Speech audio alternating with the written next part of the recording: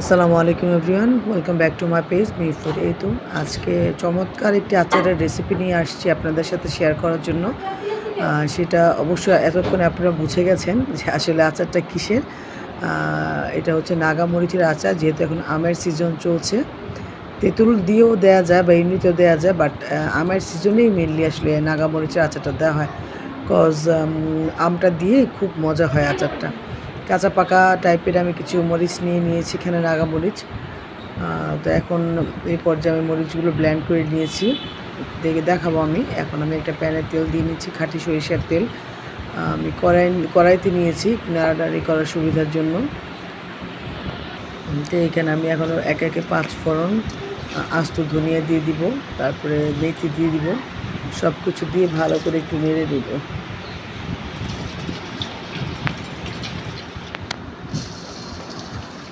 এখন আমি এখানে আদা রসুন এগুলো আমি পেস্ট দিয়ে দিচ্ছি। এটা হচ্ছে আপনার ভিনেগার দিয়ে করেছি, এখানে কোনো পানি ইউজ করা যাবে না, তাহলে আচারটা বেশি দিন সংরক্ষণ করা যাবে না।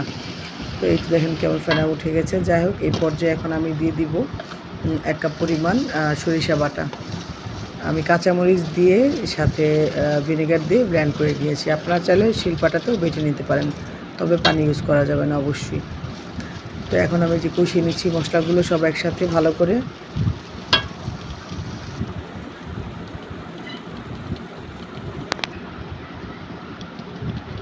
এখন ধনিয়ার গুঁড়া দিয়ে দিচ্ছি আমি এখানে, মরিচ গুঁড়ো দিয়ে দিব, হলুদ ফাঁকি দিয়ে দিব, আর কিছুটা তেঁতুল দিয়ে দিব। অনেকে আছে পানিতে ভিজে কাত করে দেয়, বাট আমার ওইভাবে পছন্দ না। তো এখানে চিনি দিয়ে দিচ্ছি, যেহেতু তেঁতুল ইউজ করেছি। তো আমি আস্ত দিয়ে দিয়েছি, কারণ আস্তে সাথে এমনি গলে যাবে তেঁতুলটা। তো এখানে পানি মিশিয়ে কাত করে দেওয়া তো প্রয়োজন নেই। যাই হোক, ওখানে স্বাদ মতো লবণ দিয়ে দিয়েছি। এখন মশলাটা ভালো করে কষিয়ে নিব আমি। দেখেন কত সুন্দর একটা কালার আসছে মশলার। এই পর্যায়ে আমি কিছু আস্ত রসুন রেখেছিলাম। আস্ত বলতে মানে বড় যে ইন্ডিয়ান রসুন, সেগুলো 1 কোয়া করে যেগুলো থাকে সেগুলোতেই সুন্দর করে বেছে নিয়ে আমি দিয়ে দিয়েছি আচারের মধ্যে। মনে হচ্ছে দেখে রসুনের আচার, খুব ভালো লাগছে দেখে। তো আমার হাজব্যান্ড খুব রসুন খায়, সেই জন্যই ওনার জন্য বেশি করে দিয়েছে রসুনটা। তো এখানে আমি এখন শুকনো মরিচ কেটে রেখেছিলাম, সেগুলো দিয়ে দিয়েছি। একে একে আমি সবগুলো ইনগ্রিডিয়েন্টস দিয়ে দেবো। তো এখানে আমি এখন নাগা মরিচটা ব্লেন্ড করে রেখেছিলাম, সেটা দিয়ে দিয়েছি।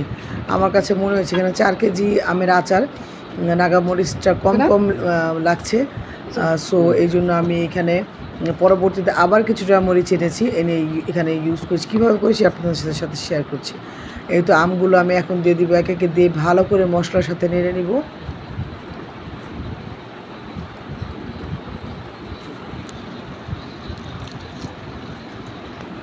এখন আমি এই যে মশলাটা তৈরি করে রেখেছিলাম, অনেকে আলাদা আলাদা করে ধনে গুঁড়া, মেথি গুঁড়া, পাঁচফোড়ন, আমি একসাথেই করেছি। একসাথে সবগুলো মশলা ব্লেন্ড করে নিয়েছি। এখানে আমি ভিনেগার ইউজ করছি। ভিনেগার আমি এখানে সরিষার সাথে ইউজ করছি, আদা রসুনের সাথে, সেজন্য অল্প পরিমাণ দিলাম। এই তো আমি যে বললাম যে আমার কাছে কম কম লাগছিল, তাই আমি আবারও নাগামরিচ কিনে এনে এই যেখানে কেটে নিয়ে আমি একটু তেলের মধ্যে বাগার দিয়ে দিয়েছি। তো এখানে আমি আচারের মশলাটা এই যে তেলে দিয়ে দিচ্ছি, সরিষার তেলের সাথে আচারের মশলা, তারপর হলুদ মরিচের ফাঁকি দিয়ে আমি একটু এটাকে চুলার মধ্যে সতে করে নিয়ে ঠান্ডা করে দেন আমি আচারে ইউজ করেছি।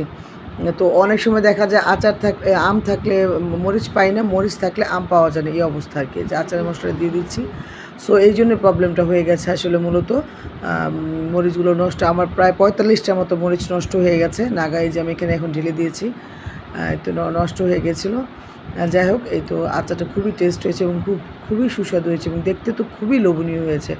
আপনারা ট্রাই করবেন, আশা করছি আপনাদের কাছেও ভালো লাগবে। খিচুড়ি, পোলাও, ভাত, বিরিয়ানি যে কোনো কিছু দিয়ে খেতে খুবই ভালো লাগবে। আমি আপনাদের সুবিধার জন্যই আচারের রেসিপিটা আপনাদের সাথে শেয়ার করেছি। আশা করছি আপনারাও ট্রাই করবেন এবং